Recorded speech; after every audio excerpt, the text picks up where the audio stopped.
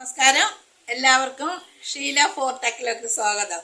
ഇന്ന് ഞാൻ ഉണ്ടാക്കാൻ പോകുന്നത് പാവയ്ക്ക വറുത്തരച്ച കറിയാണ്. അപ്പോൾ ഞാൻ എല്ലാം എടുത്ത് വെച്ചിട്ടുണ്ട്. പാവയ്ക്ക അരിഞ്ഞ് വെച്ചിട്ടുണ്ട്. ചെറിയ ഉള്ളിയും പച്ചമുളകും കൂടി അതും കൂടുതൽ എടുത്തിട്ടുണ്ട്. പാവയ്ക്ക അരിഞ്ഞ് വെച്ചിട്ടുണ്ട്. തേങ്ങ വറുക്കാനുള്ള തേങ്ങയും ചെല്ലി വെച്ചു. അപ്പോൾ നമുക്ക് വീഡിയോയിലോട്ട് പോവാം. ആദ്യം നമുക്ക് തേങ്ങ വറുക്കാനിടാം. ഓക്കെ, ഞാൻ ചട്ടിയിലിടാറുണ്ട്. അതുപോലെ തന്നെ ഇപ്പുറത്ത് പാവയ്ക്ക വേവിക്കാനുള്ള ആ പാനും വെച്ചിട്ടുണ്ട്. രണ്ടും കൂടി ഒന്നിച്ച് പോകാം. ഭയങ്കര മഴയല്ലേ ഇവിടെയൊക്കെ. ഈ ഷീറ്റ് ആയതുകൊണ്ട് നമ്മൾ വീഡിയോ എടുത്താൽ കേൾക്കത്തില്ല. അത് ഭയങ്കര മഴയാണ്, ഭയങ്കര കാറ്റും മഴ. അപ്പോൾ ഇത് രണ്ടും കൂടി നമുക്ക് ഒന്നിച്ച് പോകാം. ഓക്കെ, ഈ ചട്ടി ചൂടാകട്ടെ. വറുക്കാനുള്ള ചട്ടി ചൂടായി. നമുക്ക് അതിൻ്റെ തേങ്ങ വറുക്കുന്ന ഇത്തിരി ഉലുവായിട്ട് കൊടുക്കുക. ഒരു ഒരു സകല ഉലുവായിട്ട് കൊടുത്താൽ മതി. ഒത്തിരി ഉലുവായിട്ടുണ്ട്, കുറച്ച് ഉലുവായിട്ട് നമുക്ക് തേങ്ങ ഇട്ട് കൊടുക്കുവാണേ. വറുക്കാനാണ് കേട്ടോ, തേങ്ങ വറുക്കാൻ. തേങ്ങ ഇട്ട് കൊടുത്ത് അപ്പോൾ ഈ തേങ്ങ വറുക്കുമ്പോഴത്തേക്ക് ഒരു 3-4 എത്രയൊന്ന് വെച്ചാൽ വെളുത്തുള്ളി, അത് പിന്നെ ഒരു 3-4 കഷ്ണം, 3-4 അല്ലി എടുത്താൽ മതി. അത് വട്ടത്തിൽ അരിഞ്ഞിട്ട് കൊടുക്കണം. പിന്നെ 2-3 ചെറിയ ഉള്ളി, അതും വട്ടത്തിൽ അരിഞ്ഞ് ഇട്ട് കൊടുക്കണം. തേങ്ങ വറുക്കുന്നതിൻ്റെ അകത്ത് കേട്ടോ ഒരു ടേസ്റ്റ് ഉണ്ടാകും.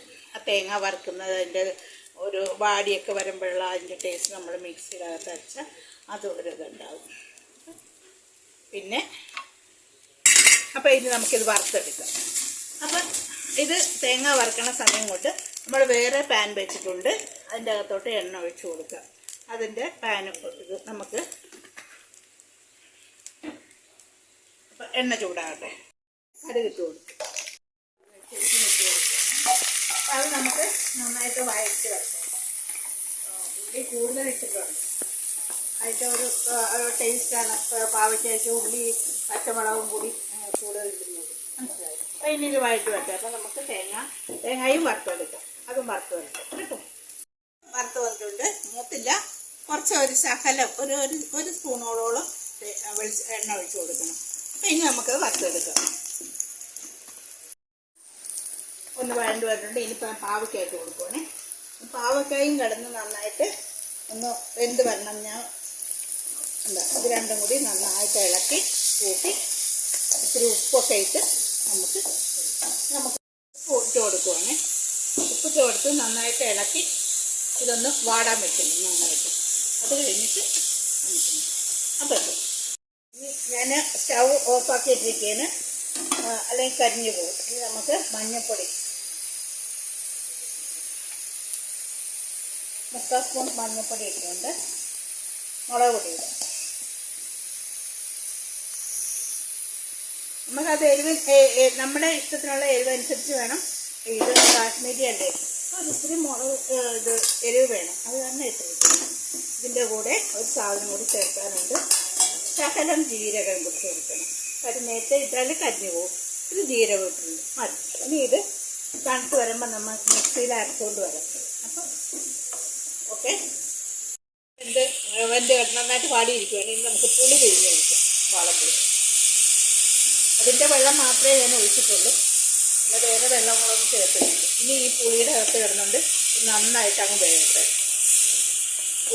പുളി ഒഴിച്ച് നന്നായിട്ട് ഉപ്പും പുളിയും കൂടിയൊക്കെ നന്നായിട്ട് പാവക്കായിട്ട് നന്നായിട്ട് വെന്തിട്ടുണ്ട്. ഇനി നമുക്ക് അരച്ച് വെച്ചിരിക്കുന്ന മസാല വെച്ചു.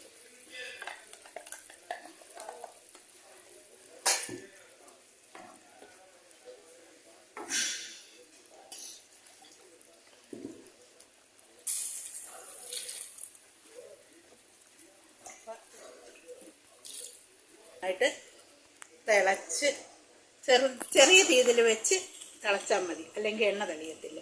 ഓക്കെ, ഇത് നമുക്ക് തിളച്ച് വരട്ടെ. എന്നിട്ട് നമുക്ക് നല്ല തിളച്ച് പറ്റി എണ്ണ തെളിയുവാണ്. ഇനി നമുക്ക് കുറച്ച് വേപ്പിലയും കൂടി ഇട്ട് കൊടുക്കാം.